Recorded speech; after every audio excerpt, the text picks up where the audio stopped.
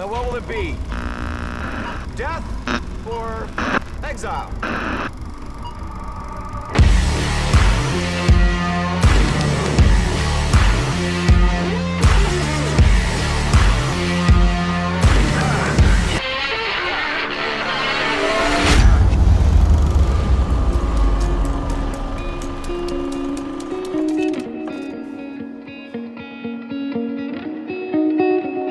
Welcome to the Film Exiles podcast. Today we'll be talking about the movie Tully, starring Charlize Theron, directed by Jason Reitman. With me today to talk about this movie is Manu and Mike. How you guys doing? Good. I honestly just had like the best laugh that I've had in like a month because of you guys. I'm doing great right now. Yeah. How you doing, P? Yeah, I'm doing fine. I'm excited to talk about this movie. This movie was really good, and I think all three of us really loved this movie, right? Yeah, I liked it a lot. And Mike actually talked to me about it like months ago. Actually, Mike talked to me about it when we first started the podcast. One of our first test pods. We were talking about our favorite films that had come out in the past months, and Tully was on Mike's list. Oh, nice. Yeah, he had Tully and Chappaquiddick, and I forgot what else. There wasn't much because Mike wasn't watching a lot of movies at the time. That's the truth. Now I'm like, watching all sorts of stuff. Chinese 4-hour Chinese independent films. I love saying films. Hey, once I watch 2, then it'll be legitimate then. It's never gonna happen. Of course it is, man. Lies, deception. The Ronin Council, man, it's gonna happen. Oh, sure. You Ronins are a lost cause. Well, wait till me and Fab's Jojo pod job drops, man. You won't shut up about it. Yo, get the fuck. This is my pod, man. Don't be over here talking about some Ronin shit on the Exiles pod, all right? This is just a teaser trailer for the Ronin Council. Yeah, man. Forget y'all, man. This is the problem with this like diversification of podcasts, man. Mm-hmm. Everybody trying to plug their joints. Mm-hmm. Well, Tully is a movie about the friendship between a mother of 3 who's dealing with a child who is on the autistic spectrum and her night nanny who joins her family to take care of the newborn baby and her. Charlize plays the role of Marlo. Marlo? Marlo. Yeah, and Mackenzie Davis plays the titular character, Tully. So let's go ahead with our general thoughts in the movie. Manu, you go ahead. I really, really enjoyed this movie, and I actually wanted to watch it while it was in theaters, but it was one of those movies that's never really in theaters for that long, and I missed it while it was there. But I'm a big fan of Charlize Theron, so getting to finally watch it, I was really mesmerized first and foremost by her performance.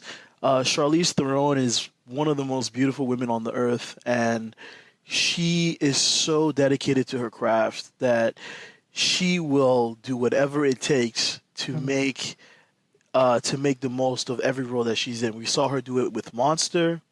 We've seen her do it with numerous different action roles, but to see her playing a tired mother of 3 children that just gave birth.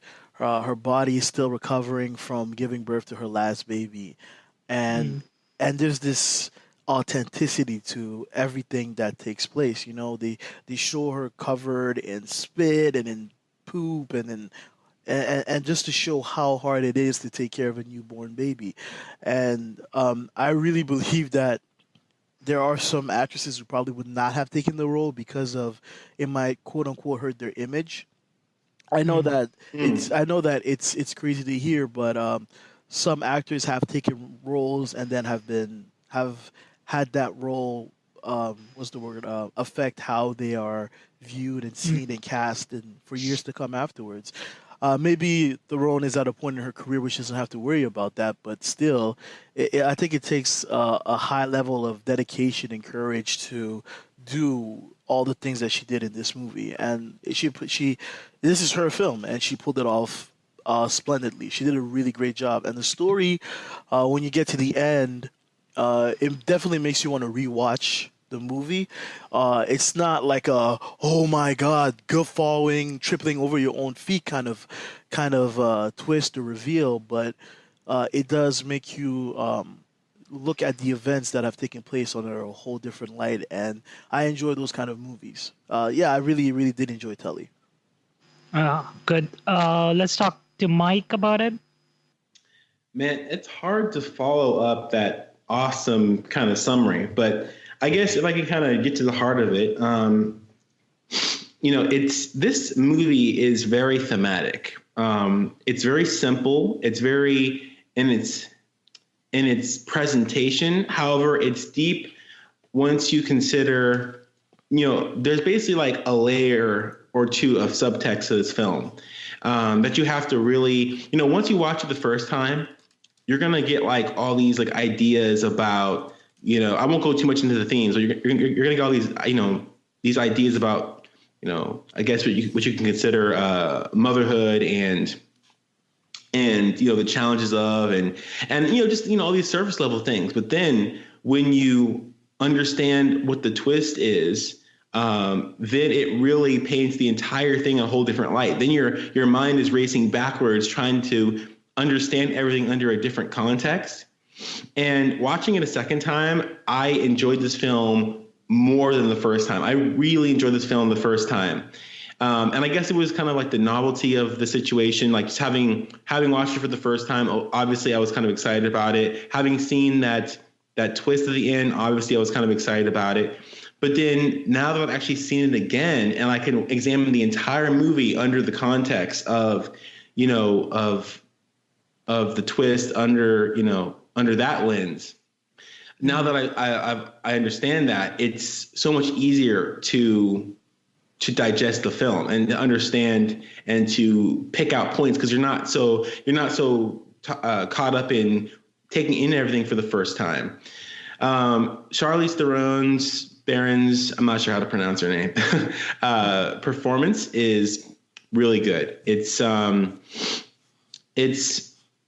I don't think it's ever going to get the praise that it deserves, to be frank. There was a lot of really serviceable performances in here, but she was just far and above the best. And just like Manu said before, she's really willing to dedicate herself to the role, which we'll talk about more later. But, she really sold every part of this. I mean, the acting is so authentic, so subtle, so naturalistic that when you watch it, sometimes it's like understated because of how good it is.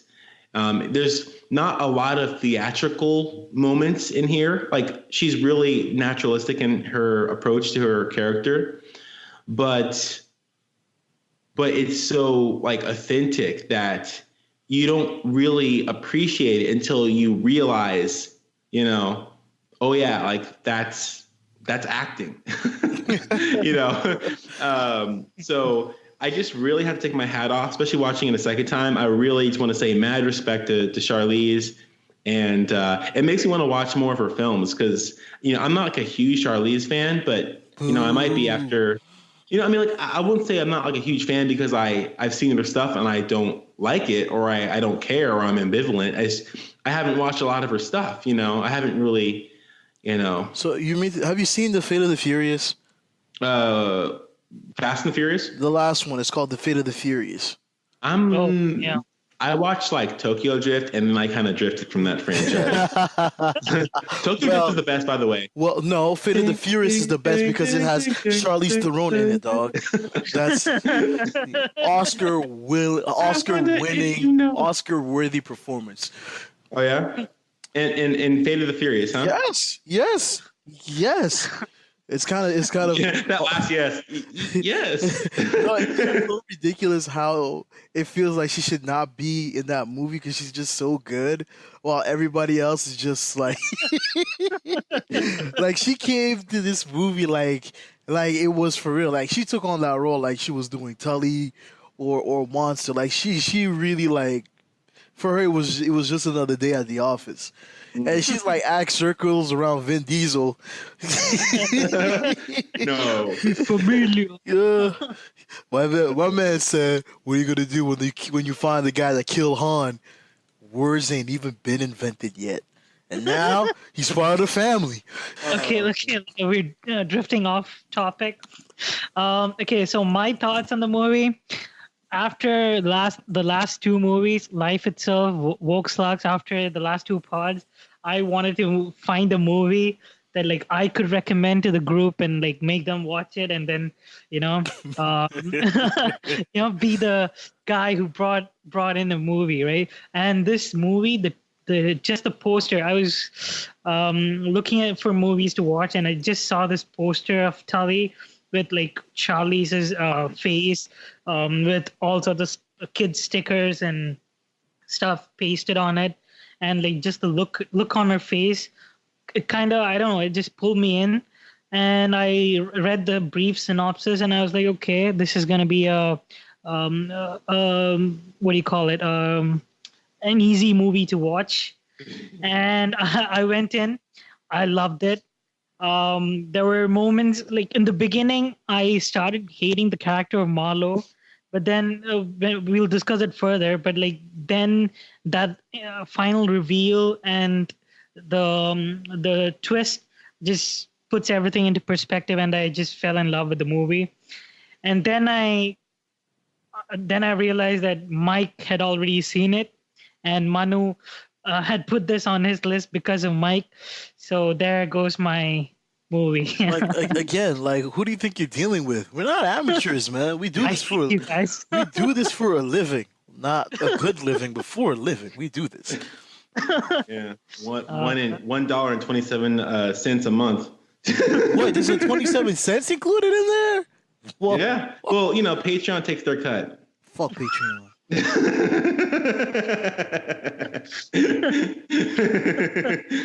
Greedy motherfuckers. Hey, it's all there on the site. It's public information. Okay, let's go into the movie proper. Big spoiler warning, guys, because there's a huge twist at the end that we'll be discussing in depth. So if you haven't watched the movie, pause the pod right now, watch the movie, come back and listen to the pod. Okay, let's go into the themes of the movie, shall we? Mike, why don't you start us? Because I know that you have notes, and I know Joy would be proud. So go ahead, Mike. Why are we always talking about Joy like she's like not here anymore? You guys are killing me. She's in our hearts. If you see her monument. I hope she's listening to this pod for real, though. If you see her monument, look at Mike's notes. She's here with us via my notes. Yeah, so obviously, like when you first watch this film, you're gonna come up with a few different themes. The movie definitely touches upon motherhood. Like, that's obviously a big part of the film, because when you first watch it, you're viewing the relationships that Tully has with the other characters, as because basically you have Tully, you have Tully's brother and his wife, you have Tully's husband. And, of course, they all have their kids, and then the school and the faculty. And that's basically like it. Like, there's not a lot of people in here. So you're basically viewing everything from the lens of Tully as if she's a mother, right? Mm-hmm. But I don't think it's too much, we're past the spoiler wall, and I think it's pretty much crucial, if you've already seen this film, to examine the film under the context of the ending, which basically reveals that Tully is Marlo, or Theron is. So yeah, I think I basically spoiled myself before I actually revealed it. Yeah. So Marlo, the main character, is Tully. It's funny. The movie's called Tully, which is the night nanny, but they're the same person. Yes. So she's Tully is actually her maiden name. Yes, Tully is her. So Tully is her younger self manifested as a hallucination, and she comes as the night nanny in her mind. So there is no night nanny. Yeah. So then you have to basically watch the film under the pretext that the main character's experiences are two. You know, like whenever something happens, like she wakes up and the house is clean, right? That's because she did it, you know?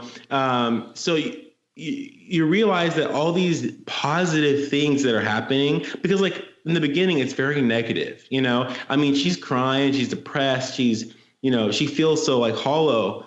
But then when Tully comes around, she becomes more optimistic and she becomes more adventurous, and she wants to, you know, she starts, you know, turning her life around a little bit, you know, and in positive ways, positive things start happening. So you have to take that for what it is as well. So, you know, rediscovering, you know, your younger self, your most adventurous, you know, time in your life, or, you know, those are also themes as well. Once you consider, you know, the implementation of Tully as a allusion to her younger self, you know. So there's a lot of in my notes, I wrote so many notes here as questions, because you have to like scrutinize this in so many ways. Like, okay, is Tully considered like is that her maternal instinct? Like, is that like an embodiment of her maternal instinct? Is it? But, you know, it's like Tully represents a lot of things. And I thought, okay, well, is Tully is Tully an idealized version of her younger self? You know, like, is that like an idealized version, or is it actually like, you know, how representative of what she was is this actually? You know, it was funny because when I first watched this, there were some uncomfortable moments where like, Marlo was like looking at Tully like, you know, she was a snack or something like that, and I was like, "This is weird." Actually, that's not what I got. I don't think she was looking at her like she was a snack. I think she was looking at her like she was a threat. Snack. Okay. Like she was looking at her and she was comparing her body to hers. Like, here's this like young girl that's, you know, she hasn't had kids yet, so her body's like toned and firm, and she's looking at it. I think it's more with envy than with snackness. That's the impression that I got. And that's when we get our first hint when she says, "I'm a lot older than I look." Yeah. I'll tell you what though, these kids are so meta. Like, they're so meta. Like, oh yeah, you remind me of Vampirella or Vampirina or something like that. Remember that? Oh, what's Vampirina's story? Oh, she's like 6,500 years old. You know, or like the kids are like absolutely just meta as all get out. Like, it's almost as if the writer said, let's just have the kids be like the way in which Marlo expresses her innermost thoughts and insecurities. But yeah, so those are some of my the thoughts and the themes for me. But there's more. As we talk about it, we'll kind of get into it a little bit more. But it's like most of it's going to be discussion and like questions and reaffirming and verification, because I have a lot of ideas that I don't know. Well, I think for me, what I really clung to is the idea of the American dream in a lot of ways. You know, how we live our lives and we play this game to reach this idealized existence. You know, you live in the suburbs, you have a nice home, you have your kids, and you know, you're giving your kids comfort and the safety to be able to grow and to become adults.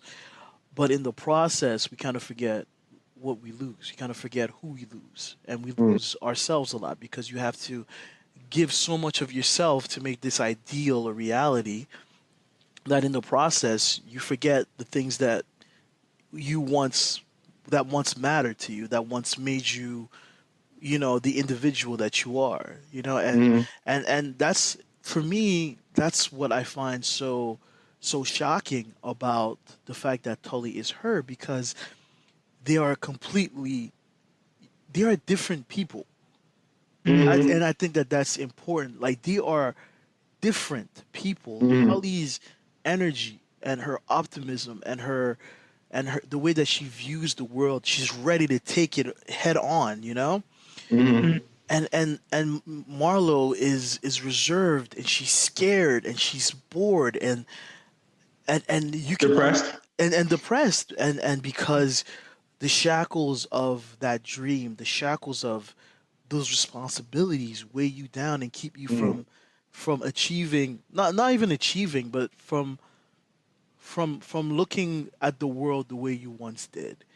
Like, I think that there's this scene when before she jumps on the bike, Tully's telling her to not be afraid. But she has to be afraid. She has a family. She has 3 kids. You can't live that kind of life and not be afraid. Because you're always thinking. You're always trying to cover all of the angles. And like, she has a daughter who is very hard on herself, she says. So she's already worried about her growing up. She has a son who's autistic, and she's worried about how his life is going to be. He's already being, rejected from school just for something that's not even his fault.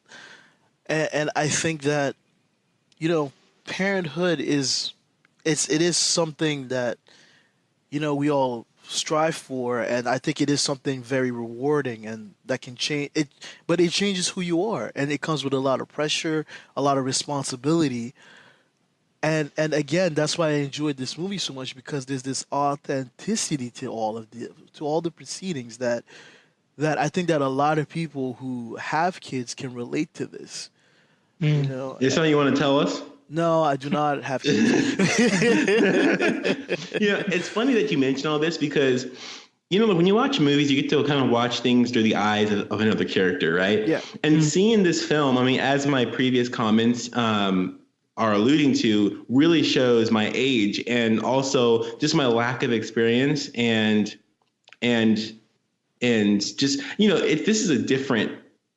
I can't relate to this. And it's funny because, a lot of times we talk about, characters need to be relatable, right? Relatable to I enjoyed this movie. There are other people in the world that are not you. Like, Exactly.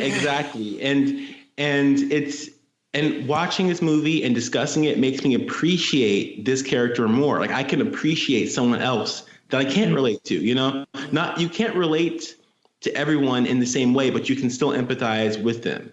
Exactly. And that's what makes us human beings, and that's why I love this film so much, is because this is far out of my zone, out of my zone. It's like, I'm not in this point in my life. I'm not a parent. I'm not, I still feel like a kid inside sometimes, and this movie talks a lot about becoming a different person out of necessity, because of love, because of responsibility. And they use a lot of really interesting word pictures in this. Like, in the beginning, see here, in the beginning, Tully is talking to Marlo, and she says that you have to, sometimes in order to, you have to look after the whole in order to take part of the, you have to take care of the whole before you can take care of the parts, right? Yeah. And basically saying that, you need to take care of yourself if you're going to take care of your family. And later on in the bar, toward the end of the movie, Tully is in a conversation with Marlo, and says that, asks the question, she poses the question, if you replace the planks of a boat and you keep replacing them until there's no planks from the original boat, is it still the same boat? And that's even more interesting because in the beginning, she says, are you the boat or the whale? And like, if these kids are like barnacles, right, that latch on, because the baby was grabbing under her finger, you know, she has a strong grasp, you know, like a barnacle. And then she says, yeah, are you a boat or are you a whale? Like, what do you mean? Well, barnacles hurt boats, but they don't hurt whales. You know, and you know, the whales, you know, it's fine for them, but the boats, you know, it's a problem. And then she uses a boat again later on when she says, hey, if you replace the planks of a boat, you know, piece by piece until it becomes a, you know, well, there's all new planks, is it a new boat? And Tully's like, well, yeah, I mean, all the planks are different, so it is a different boat, you know? And that basically is, you know, she's the boat. You know, she's the boat. So, you know, there's a few ways you can take this. You know, it could be a pessimistic kind of outlook, like, you know, okay, I'm the boat in the first example and the second example, or, you know, sometimes you have to become something different to, you know, to fulfill, you know, what you seek out to do. So it's interesting, you know, interesting ways to look at it for sure. But I really just enjoyed the illustrations and the symbolisms that they used in the film. And it means even more when you know that she's talking to herself. Yeah, exactly. You can think of it as this in this way too, because Tully is a part of herself, right? So you can say that she also has feelings of these doubts, and she thinks of herself as a boat and her kids as barnacles, you know, ruining it. And then she is an altogether new boat when the planks are all replaced. But like Tully, on the other hand, is like trying to tell her and convince her that it's the opposite, right? Throughout the movie, even the first instance and the second instance, she's trying to tell her that it's the opposite. She's the whale in the first one, and in the second one, she is not not a new boat altogether. She's still the same, you know, person. So it's a battle between her two selves.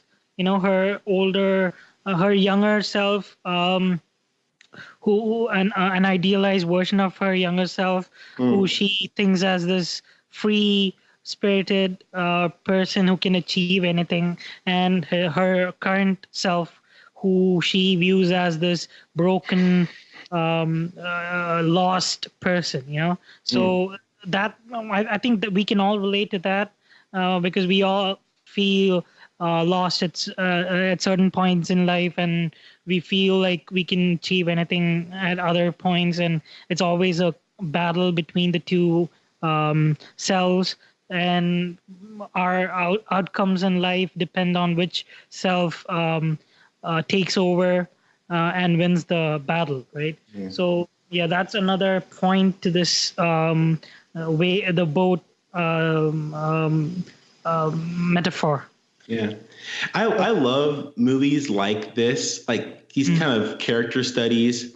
It's, you know, this movie made me feel like so uncomfortable at different periods of time. So for different reasons, like there's so many moments in here, and I really appreciate this. This actually reminds me in a lot of ways of Brad's Status, because basically the character is so like, just so distressed with their own lives, and they feel like, you know, it just, in the beginning, like one of the first things she says is, I want to kill myself. That's like before 10 minutes even comes up. And she says it like as a joke, but she doesn't even flinch. And then, oh, mommy's joking, you know?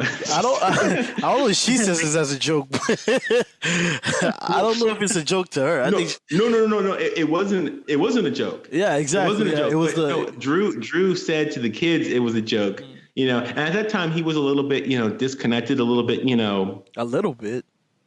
Okay, yeah, you're right. I'm euphemising the situation. It was like he wasn't even there most of the time. Yeah, you know, and it hits you when you get to when at the end when he's at the hospital and he's like Oh. she would never leave the kids alone, and then the doctor was like, weren't you there? home? And like that kind of He's like yeah. yeah, it's like he's not part of that life. Yeah. You know, it's like it's all her, and he works all the time. He works really hard. I'm not trying to say, you have to keep that in context. He works extremely hard. He travels for work. He comes home. He helps the kids with school and helps cook and all that. And then he plays like even the video game thing. I think that some people might see it as like a bad thing, but I feel like that's just his way of decompressing. It's his way of like shutting off from the world for a few hours before sleep, because again, he has a different form of stress, because he's I think, well, I don't think it's ever said what Tully does for work. She just said that she said she's in HR for a Oh my God, something just hit me. Right. Oh wow.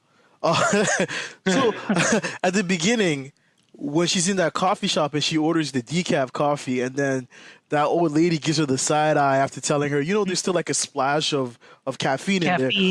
So she sits down, and then this woman comes in, right? Yeah. That woman is her roommate. Huh? her ex-roommate. That's her ex-roommate. Is she the one like Tully is talking about? Yes. And her... Yes. Oh shit. Mike, you don't remember?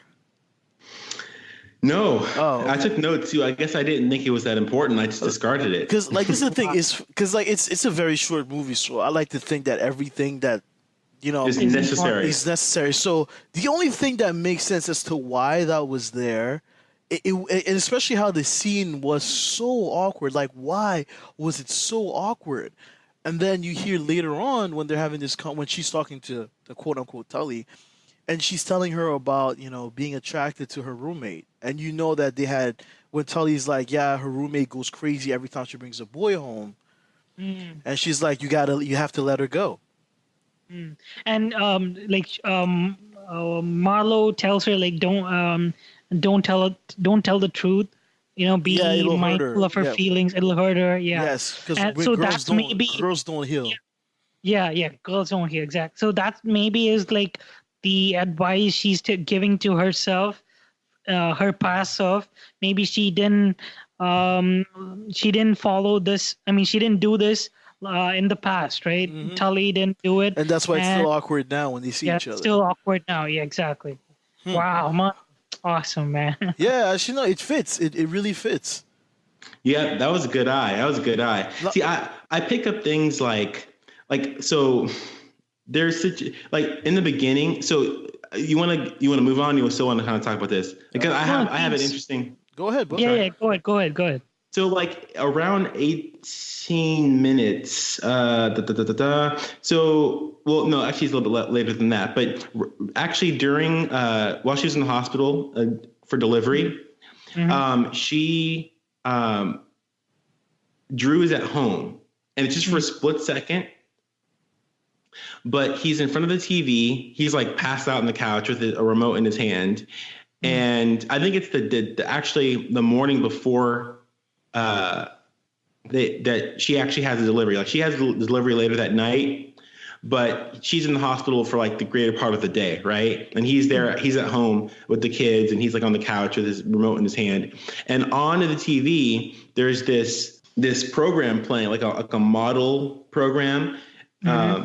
It's actually, see here. I'm trying to figure here in my notes here.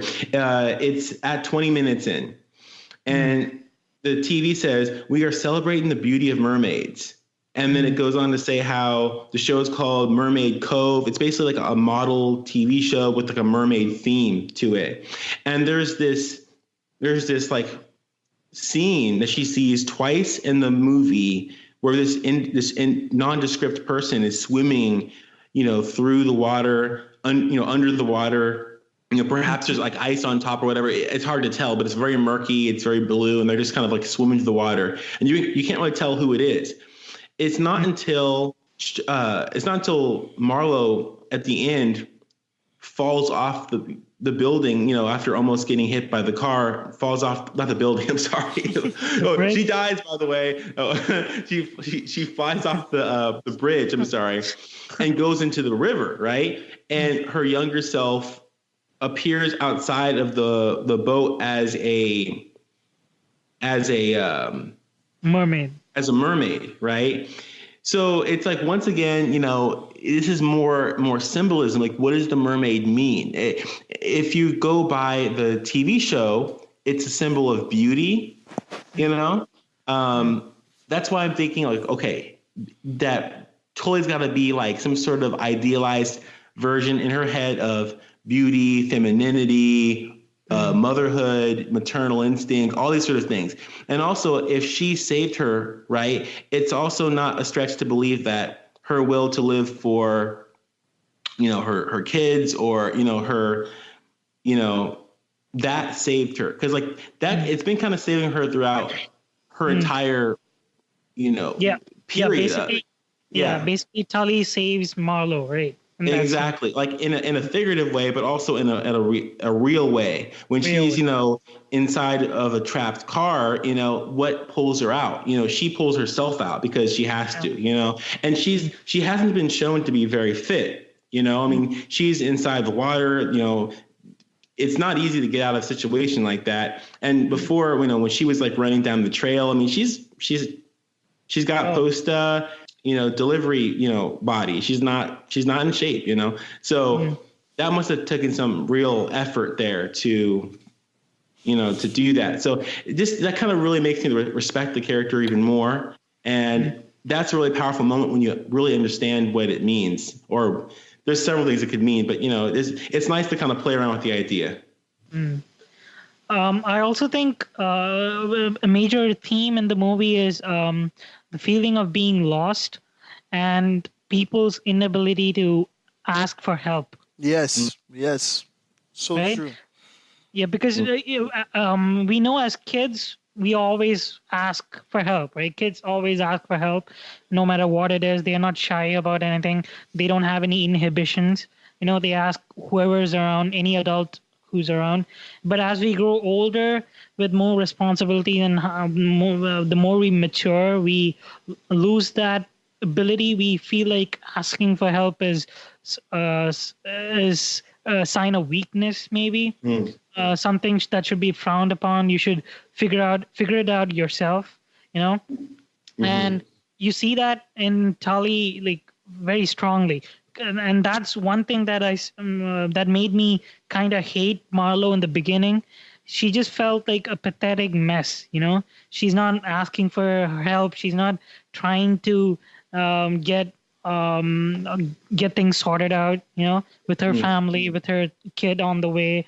It's like she's given up, or she isn't even trying. So the more I went into the movie, I started hating Marlowe for this reason. But then I see her and Tully, and there were a lot of awkward moments, but still, like, I saw her getting back up on her feet.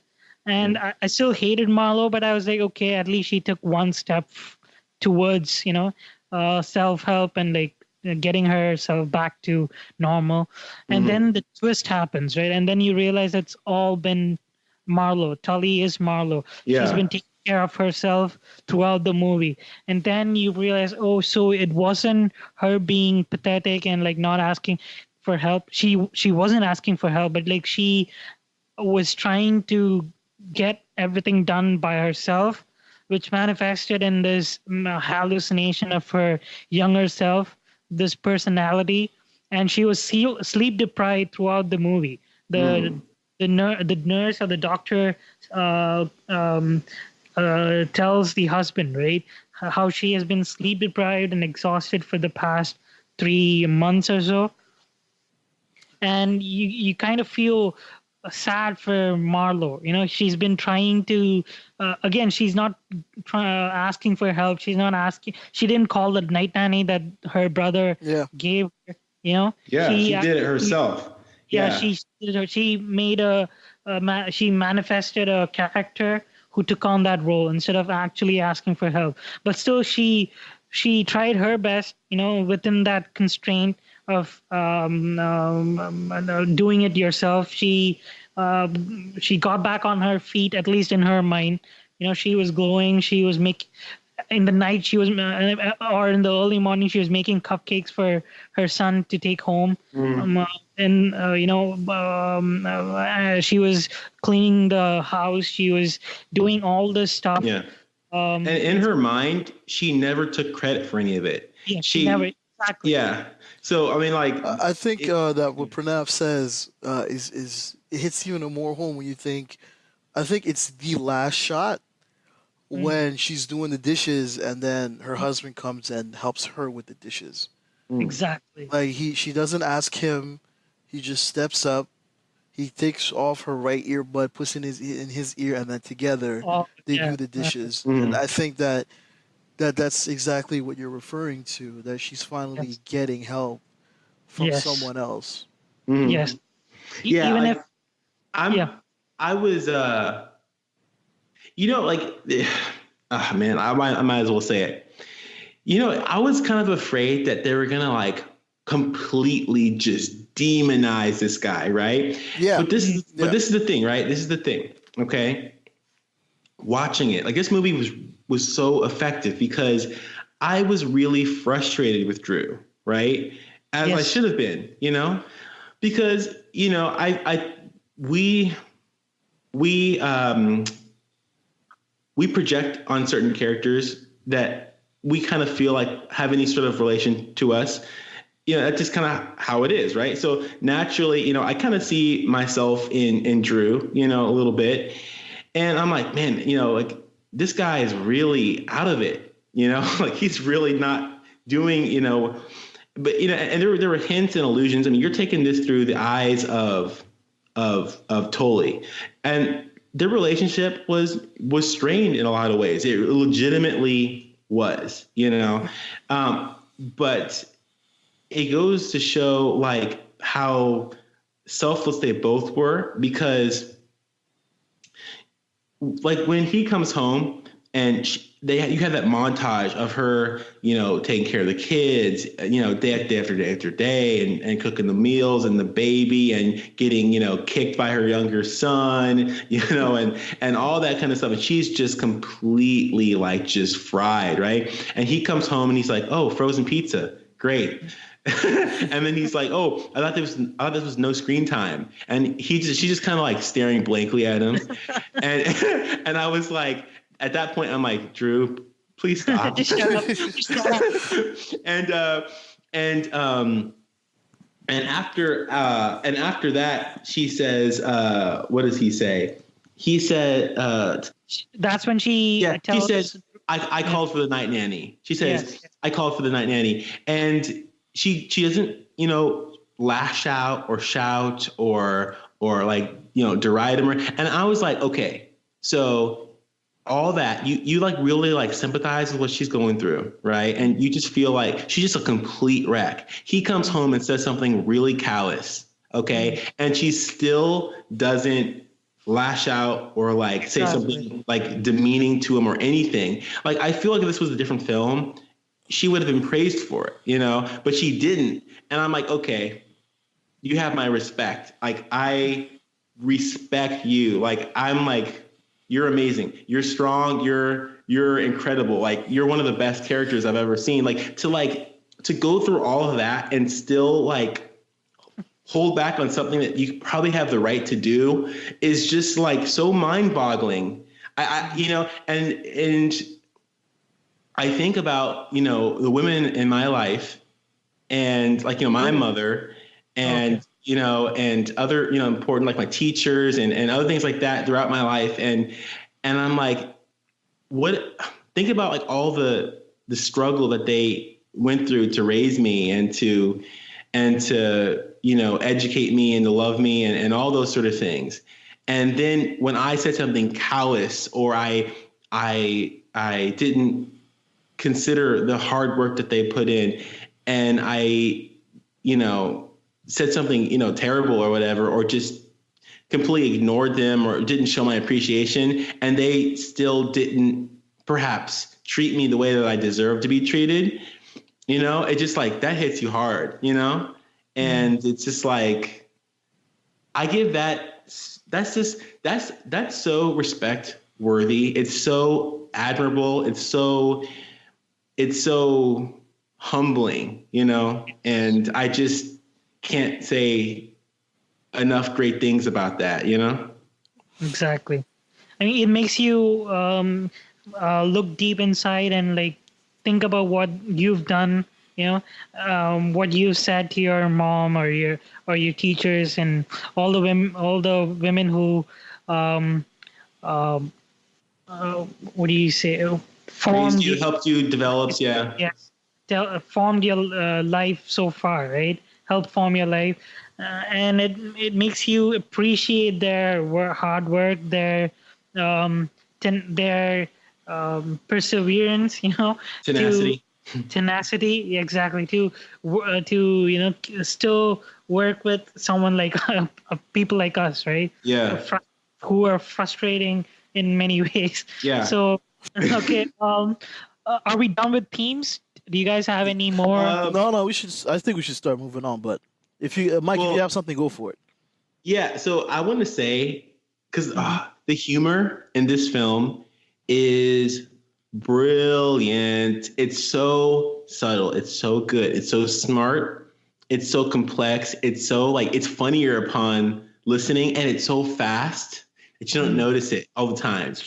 Like, okay, so 18 minutes in, right? Marlo and Drew are kind of talking, you know, about how I forgot exactly what the context was, but Marlo was basically talking about, you know, kind of, you know, doing her motherly duties and all that. And Craig's like, you know, I can't do what you do, you know, it's like, I don't have boobs. And then Marlo says, not yet. Which is, I just cracked up so much with that. And then a little bit later, it was her brother. Oh, yes. So Mark was like, Mark, her brother, was like, we have to go to Emmy's school talent show. And then Marlo was like, what's her talent? And then Elise says, Pilates.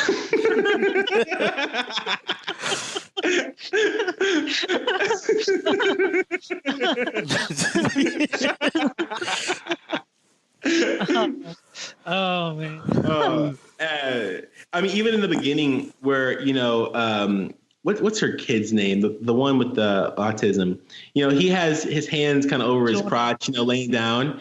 And he's like, you have to go to the bathroom? And he's like, no. It's like, you just being your own best friend over there. He shakes his head up and down. He's like, okay. Like, just like little like funny moments like that. It's just, it just, the Pilates one, just, I died, man. Like that family, man, they're a whole mess, man. Do you guys want to talk about how autistic kids and handling of them? And yes, with the society and school and like the and the resources that I agree. I was gonna say like that's another theme too. There's so much. Yeah, talk about it briefly, Mike. Yeah. Well, her rage out. That was beautiful. I wanted to hug her and say, "You go." Yeah. No, I mean the principal was so frustrating. Like Charlize, her performance was so good. Like she did such a good job with like passive aggressiveness or like just concealed emotion where she's acting one way but she really feels another way. Yes. And it just like she puts up with so much, and it's just like I'm beyond the point in which I can take it anymore. And she's just like nodding her head, and I'm just like, oh my God, please, like destroy this principal. The principal, though. Well, we love your family. We love your family. Why are you all mad at the principal? The principal's just doing her job. Yeah, but it's a really tough situation to have a child on the spectrum surrounded by other children. It's not true. easy for a school administrator Well, to deal with that. it's not the principal's fault. However, at the same time, The way she handled it. the principal speaks out of ignorance. Like the principal only understands the child in context of all the other children, and I get that. But the principal doesn't have any real empathy. And up to that point, you're starting to understand, the situation from a firsthand perspective. And when the principal says what they say, you understand Marlowe's frustration. No, I understand why Marlowe's frustrated. I don't blame, but I also understand where the principal's coming from. I mean, we see when she can't even park in a parking space. He's different, and the school is not equipped to deal with him. And I guess we would want for the principal to be more empathetic, but she's probably dealing with like a whole slew of other children that need her attention, and she can't help him. Yeah, I've seen parents with kids in the spectrum, how they deal with it, how they raise these kids from birth. It's a tough situation. It takes a lot of energy and a lot of hard work on their part and a lot of patience. It's a very hard. It's very much forgiving. Yeah, it's much more difficult to raise a kid on the spectrum than a normal kid, because you need to be very patient with their temperament and their idiosyncratic issues and stuff. So you need to be patient, you need to be understanding, and you need to give them a lot of love and attention. And it takes a toll on the parents, you can see that. And I think this movie does a fantastic job of showing that in a very real, raw way. You understand the situation much more easier through this unedited lens than maybe other movies. So I love that, the ups and downs of raising a child on the spectrum. That was beautiful. Let's go to the performances briefly. We've already talked about Charlize. Maybe one of you can expand on like her body, her changes she went through for the movie in terms of her body figure and stuff. I mean, yeah. Charlize Theron is she's very attractive. And honestly, she is attractive as well in this movie. It's not like she's but you could tell that yeah, I mean, compliments to Charlize as well as the makeup team and everything. But if you needed to be convinced that she could play someone who's lost a lot of that, and if she was playing, a younger, more fit, kind of, in shape Charlize versus this, you would think that they're a different person. Like there's no question about it. Like she pulled it off with her acting, with the transformation that she went through, gaining weight, and just kind of her whole posture and just everything is just it's really admirable. It really is. It really is. I mean, it's crazy. I agree. And also the woman who played Tully, I don't think we've spoken much about her. I mean, Mackenzie Davis. They did such a good job playing the same character at different stages of their lives. Yes, she had that weird vibe to her, weird energy, very bohemian, hyper, bohemian, very I love that. I loved her performance as Tully, and she brought the movie together. Charlize was the center of it, but like you needed something to tie it all together. And Mackenzie Davis did a fantastic job. I think she was in Blade Runner 2049 and various other movies we've seen so far. She's a good actress too. Loved her performance. Yeah, and we can't forget the dad, Drew, performed by Ron Livingston. That was, I wanted to punch that dad so bad. Again, why? No, I know. I understand. I understand where he's coming from and like what issues he's dealing with and all. But even by the end of the movie, he realizes that he could have done more. Yeah, you know? Sure. But it's all about empathy. It's all about empathy. Like they do a good job in this film. Like all the characters do, and all the actors do such a good job with making you feel for them and understanding their, like, you know, we get upset at Marlo, we get upset at Drew, we get upset at, you know, at Marlo's brother and you know and you know that family. We get upset at the principal because we're taking like on the roles of all these different characters. And it just goes to show how you feel when you have a different perspective, you know? And I think, for instance, when Marlo chooses to be patient, who are testing it, it makes you respect Marlo. Yeah. And then when you see that's reciprocated by both the child at the end, you know, where she's brushing, you know, the child and, you know, she's like, oh, he's like, oh yeah, you don't need the brush. You know, I just want to hug you and be next to you. That's all I need. You know, that feels like it makes it all worth it, you know? And when Drew starts to be more attentive and he's like, you know, I don't want your younger self. I just want you, you know? And I love us, and I don't want us to be, you know, I don't want you to be hurting. And then, you know, he starts to become more attentive himself. You know, it goes to show that, you know, these people were trying her patience and they weren't always there when she needed all the time, but that they could be better.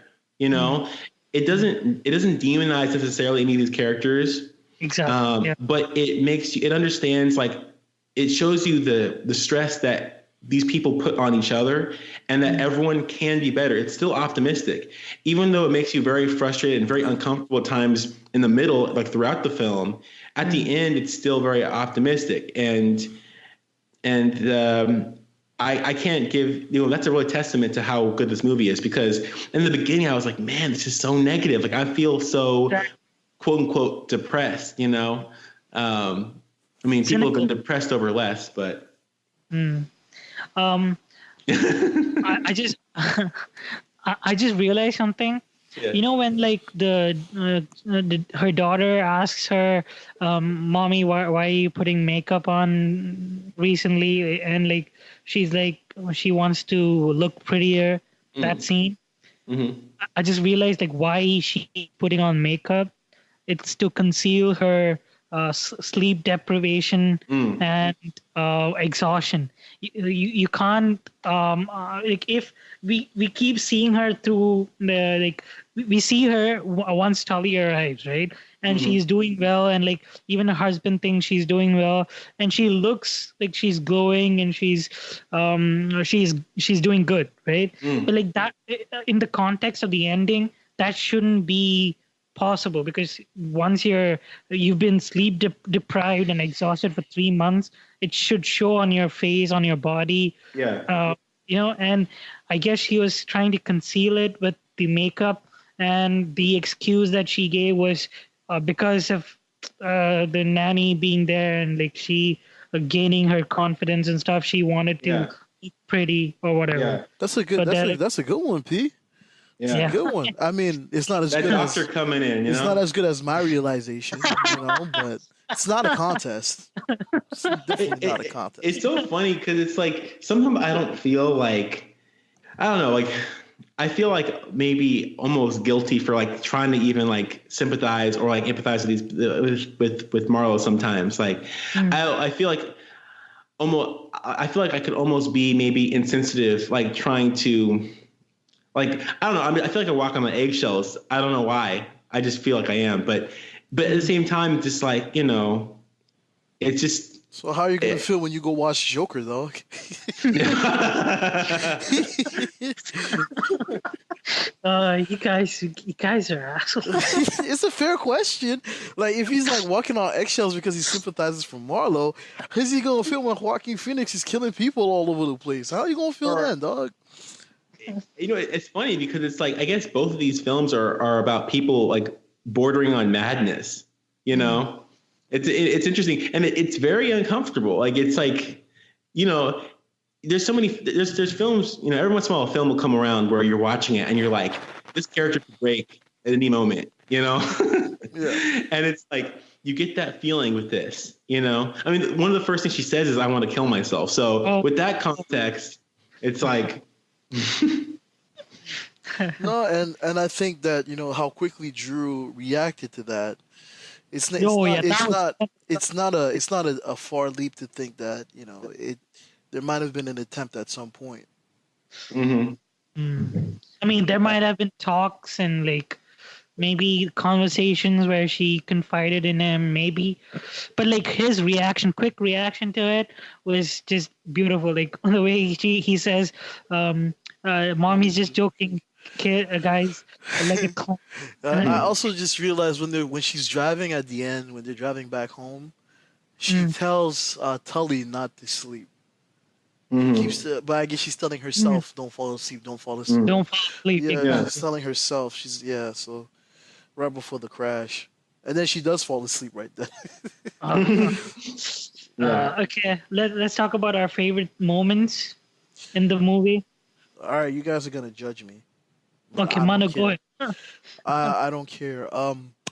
Well, I like the scene where Marlo is telling Tully about Drew's fantasy about the girl in the diner, and then Tully wears the thing, and then they basically seduce Drew at the same time, and then you're meant to, and then the way that it's shot and that it's done, it's like you're supposed to think that she's not really present.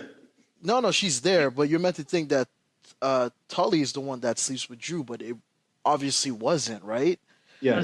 It wasn't, and again, I think that speaks so much to her state of mind at that point. Like she does, and she talks about how she doesn't feel sexy, she doesn't feel wanted, she doesn't feel, you know, like she can be with her husband that way, because there's times like there's this scene, and like he's about to take a flight the next day, right? And he sits on the bed and he's like, how are you feeling? And she's like, I'm good. I don't know if she didn't get it or she just, you know, but she just turned away from him. You know, she turned her back on him. Yeah, and he puts his headset on, his gaming headset on. They kind of the same. Exactly, and my notes are at that point were really funny. I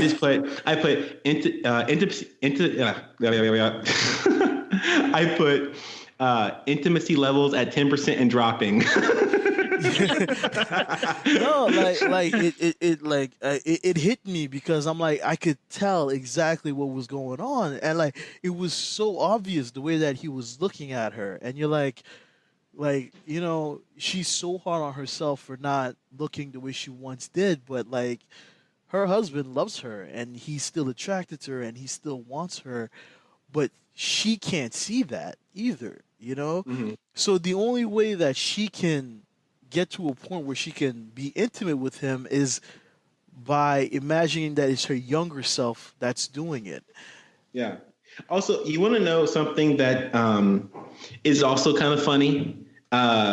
That, I mean, like you could look at it seriously, because this is the thing. There's humor in this, but it also at the same time has development and has a lot of meaning for the characters and the relationships and all that, right?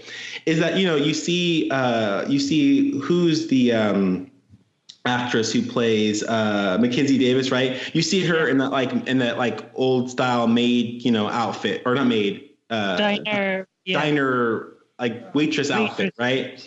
Yeah. But the much, you know, more out of shape kind of mom body older Charlize Theron is actually in reality the one that's wearing that impossibly small waitress outfit, whatever, which is hilarious. Like, she's like, that's it. What? Like when she tells her like what Drew's thing, she's like, that's it. Like that's. I thought it was sinister. Like that's it. Like that's his thing. Really? Yeah. Like really? Like okay. Yeah.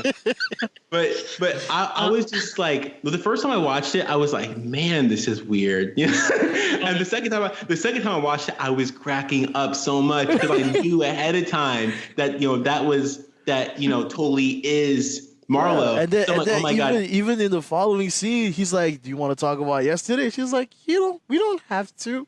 I'm like, okay.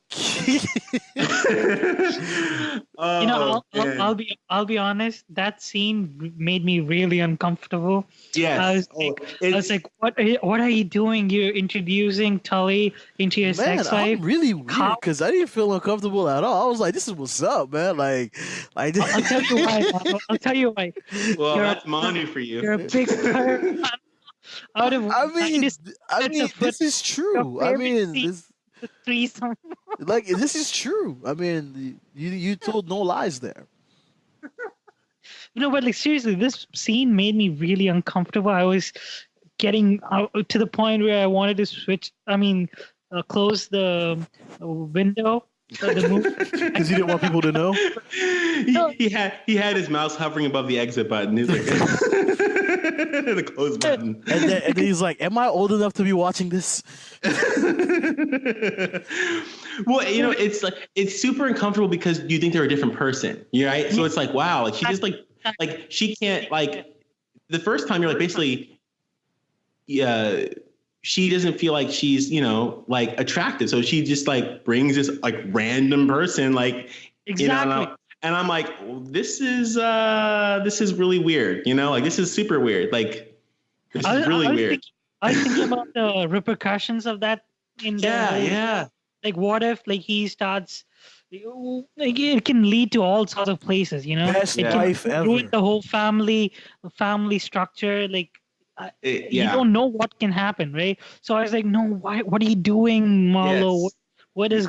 But then by the end, you find out that it's Marlo is Tully, and you're like, oh, makes sense. This movie is way more positive than it needs to be. Like, this movie is extremely positive. Like at the same time, it's incredibly uncomfortable. Like it's amazing, It's real. It feels real because it's not sugar coated, and it's these moments are presented to us like in not through a lens, a clouded lens. It's real. Yeah. This movie is very, very positive. Really version is where all the humor lies. Like that's where all the humor is. It's like it's super. That's just there's so many layers to that. Like I don't even.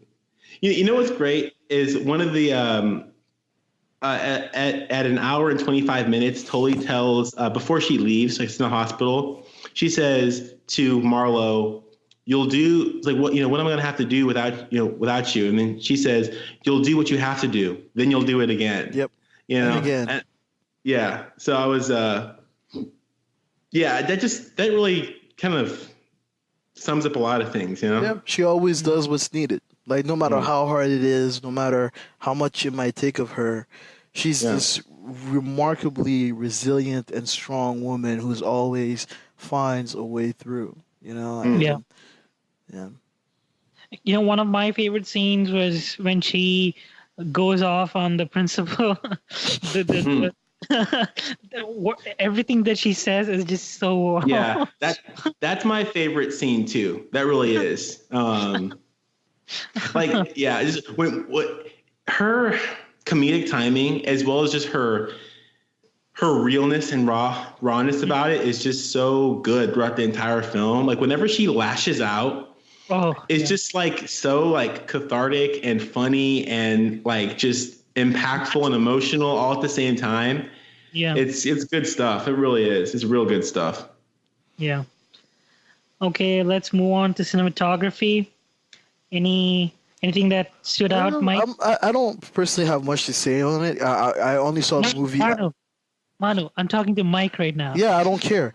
I don't really have much to say about it. I only seen the movie once, but it seemed everything was shot pretty great. I can't think of, except maybe the underwater shot after the car falls. Yeah. I think aside from that, there's nothing that really really blew my mind.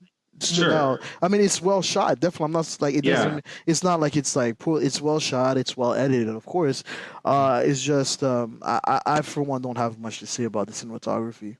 Yeah, I love some of the close-ups they had on Marlo's face when she was just kind of like not present. Like it really kind of just gives you this feeling where like this uncomfortable kind of feeling. They had some really great like montage scenes where she's like just doing her everyday thing, and it's fast paced and it's boom boom boom boom boom. I really like that. The film is, there's so much to this film, and the cinematography isn't bombastic. It's not over the top. It's not very flamboyant. It's not like in your face. And this is the same thing we pretty much say every single time. I think here we really value that like super like, risky, super interesting camera angles and editing style and the visual imagery and like this sort of like very like symbolic kind of, style. We always kind of interesting color grading and all that. We're always putting that kind of at the top. With films like this, it's like it's the narrative that's so complex itself. It's that, and when you watch the film, it's you have to really pay a lot of attention to how they use cinematography if you're really trying to look at it from that angle. Once again, just like I say with Brad's Status and with Life Itself, I mean, it's very effective, and I do think this film deserves to be watched again. It would be my third time if I watched it again, but I think it deserves to be watched again to scrutinize those aspects of it as well. I mean, it's just like the score, like this score actually was pretty good. Particularly the soundtrack was really good in this film. There was like 2 or 3 songs that I really dug. I didn't look them up or anything, so I don't know what the songs are actually called, but with the cinematography, it was so appropriate, and it was just so effective that I think that we don't have to necessarily go and break down necessarily. Yeah. It worked really well. It's not a problem at all. So I agree. What do you guys think about the score? Oh, I've only seen it once. I really don't feel comfortable talking about this stuff. Usually I watch a movie more than once before we record. From what I recall, I didn't feel like anything was. I felt like it was good. Yeah. Yeah. It wasn't bad. It wasn't. It complemented the movie, right? Yeah. Yeah. There were times in the movie where they had this like very like deep like it's almost like. It's uncomfortable humming, almost like Hans Zimmer during like The Dark Knight, like this like single note where it just they held it, and it was really like suspenseful. Like, and I was like, man, like, is Tully gonna be, or is Marlo gonna be okay? Like, they had that a few times throughout the film, and it was really well placed and effective. Mm-hmm. I didn't mark it down on my notes. I can't really tell you exactly when it was. I significantly recall those moments.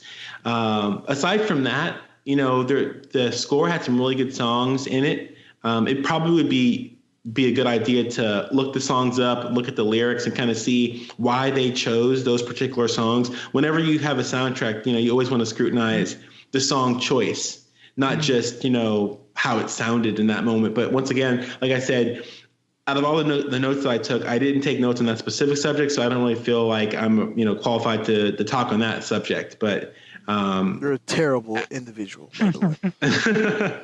I mean, I have a lot of notes too, but in that particular aspect, Joy would not be proud. Okay, let's conclude. Let's talk about our final thoughts about the movie. Mike, go ahead. Fantastic movie.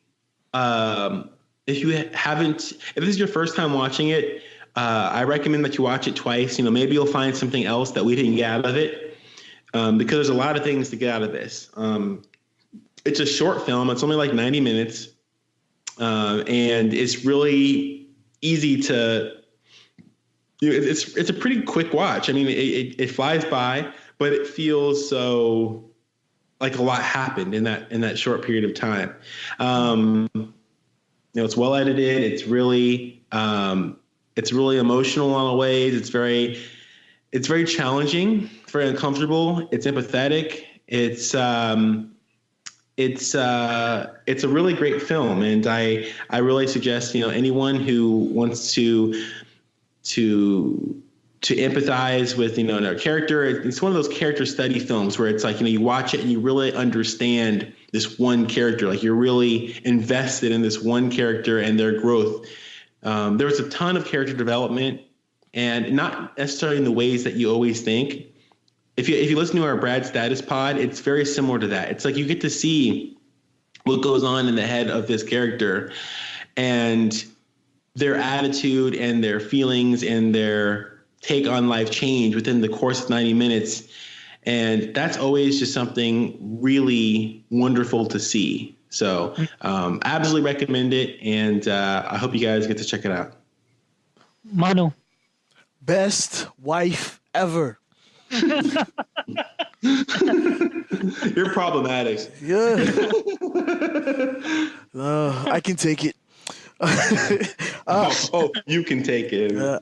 I really enjoyed this movie. I really did. I think that Charlize Theron gives a great performance. I think that parents and people that have taken care of kids will completely be able to relate to that, to understand like the long sleepless nights and the just being disgusting all the time. And I think that it's a very great character study and a reminder that although we need to grow and face our responsibilities, we always need to remember who we once were.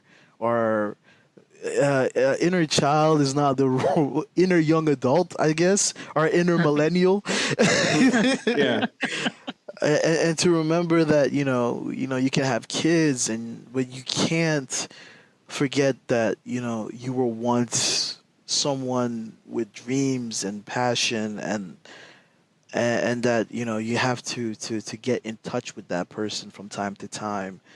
And I feel like this movie did such a wonderful job of showing us how much positivity can come from within us, because I feel like so often we're constantly looking for exterior factors to give us the things that we need, to give us the positive reinforcements, to give us encouragement, but a lot of that we can find within ourselves, and the movie does a great job of depicting that, because we see the change that Tully has upon Marlo and on Marlo's family, and again, it doesn't come from some stranger coming into your house in the middle of the night.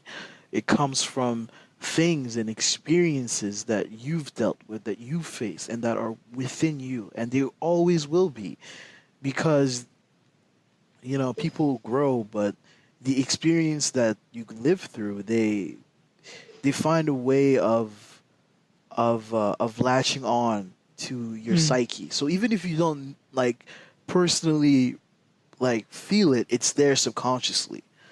And just being in touch with those things can make you better. And again, I really love this message in the movie, that everything that you have all the weapons necessary. Yeah. I really love this movie. It's a real look into pregnancy, motherhood, the issues relating to pregnancy, postpartum depression, raising a child and with in the autistic spectrum, very real issues shown in a very real, raw way, which makes you empathetic and empathize and sympathize with people going through these situations. Charlize was phenomenal as Marlo. Mackenzie Davis as Tully was brilliant. If you guys haven't watched the movie yet, I highly recommend it. Please go watch it. I think that's it, right? Best wife ever. Okay. Well, why don't we give our ads out? Manu, where can people find you? People can find me at ManUnited0710. On Twitter, right? Yes, of course. Okay. Not- What else is there? they might not want to after today. Twitter is the be all end all. I mean, And like, it's who's about not to on end. Twitter, right? We're in the end game now. Like who's not on Twitter? Me? Hello? But you're nobody. So. People with lives. I hate you, Manu. Yeah. Okay. Mike, where can people find you? I am Millennial Mike at Velcro16. That's VELKRO16. That's Velcro spelled wrong with a K. Awesome. Awesome. You guys can find me on Vero, Dr. Pranav Padma Kumar. Thanks for listening, guys. Hope you had a wonderful time listening to this pod. Check out the movie if you haven't. See the movie again if you have. Thank you, guys.